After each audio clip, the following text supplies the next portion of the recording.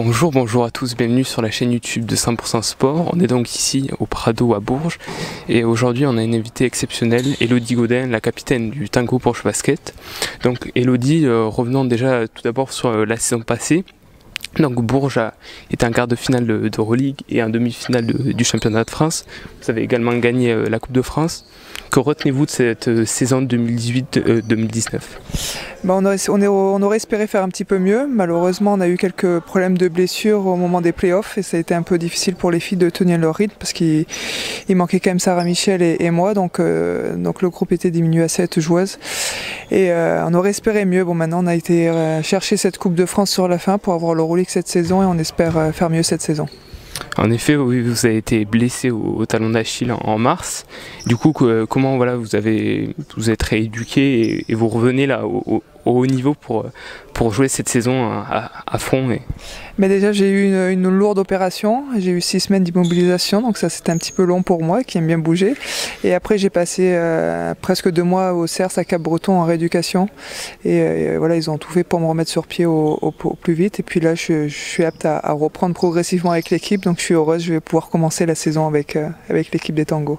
Parlons de l'équipe maintenant, elle a beaucoup changé par rapport à la saison dernière. Vous avez eu 6 nouvelles arrivées. Du coup, comment dans les prochaines semaines, avant la reprise de la Ligue féminine, vous allez gérer pour que vous ayez des automatismes entre vous pour que vous soyez au maximum pour vos matchs? Déjà, on a la chance cette saison d'avoir 6 semaines de préparation, donc ça va nous laisser le temps de travailler ensemble, d'apprendre à se découvrir aussi, parce qu'effectivement, avec beaucoup de nouvelles joueuses, il va falloir reprendre des automatismes.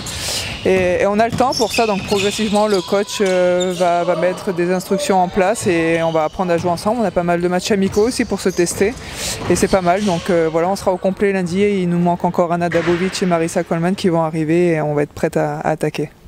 Et donc, quelles sont vos ambitions, vos objectifs pour cette saison au niveau européen et au niveau national On n'est pas passé encore à la case présidente pour qu'elle nous dise les objectifs, mais quand on est à Bourges, on les connaît. De toute façon, c'est reprendre ce titre de championne de France.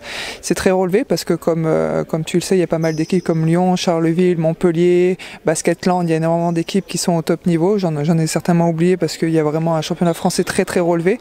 Mais voilà, l'objectif est celui-là, garder la coupe à la maison aussi, la Coupe de France et en Euroleague si on peut encore accéder à ces quarts de finale et un Final Four, ce serait carrément magique.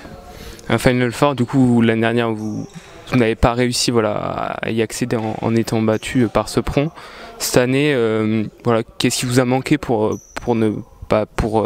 aller au Final Four et Bourges s'était présenté pour l'accueillir? Le niveau d'Euroleague, on sait qu'il est trop relevé. Là, on a eu le tirage au sort des deux groupes. Les deux groupes sont très difficiles de toute façon. Quand on est en Euroleague, c'est que des fortes équipes. Je pense qu'il nous a manqué à un moment donné un peu d'expérience parce que sur papier, je pense qu'on n'était pas moins bonne que Sopron, mais elles avaient un peu plus d'expérience.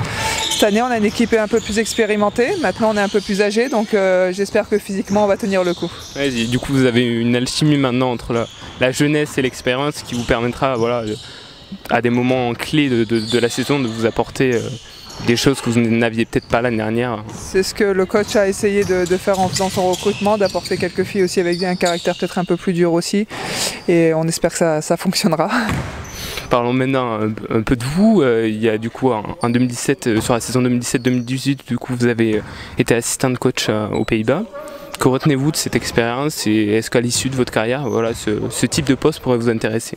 J'ai beaucoup apprécié de travailler pour l'équipe hollandaise. J'ai fait seulement 1 année et demie.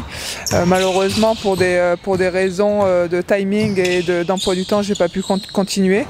Mais j'ai beaucoup apprécié. Mais après, en tant qu'assistante, c'est vrai que c'est un peu frustrant parce qu'on a envie de prendre les rênes. Mais bon, j'étais pas encore apte à le faire, évidemment.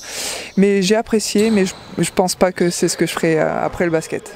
Bonne expérience. Du coup, vous avez re-signé en mars dernier pour 2 saisons. Vous avez dit dans certaines interviews boucler la boucle à Bourges.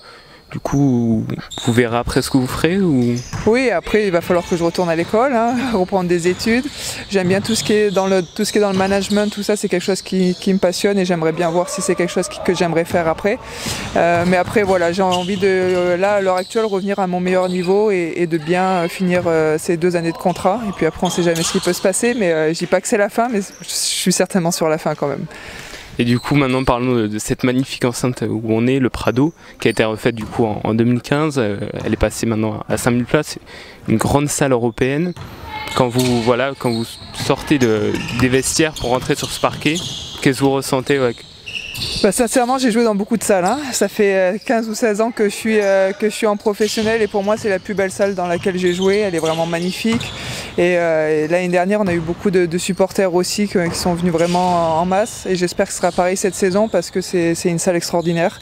Et ouais, ça procure de jouer à Bourges par rapport à ce Prado. C'est exceptionnel, c'est formidable. Du coup, si vous aviez un message à donner aux supporters pour cette saison? Bah, écoutez, soyez comme l'année dernière, très très nombreux. Je sais qu'on a eu pas mal de matchs à plus de 4000 spectateurs et pour nous c'est voilà, comme on le dit souvent, c'est le 6e joueur, c'est vrai. Enfin, c'est important, ils sont importants pour nous et j'espère qu'ils vont venir aussi nombreux que l'année dernière.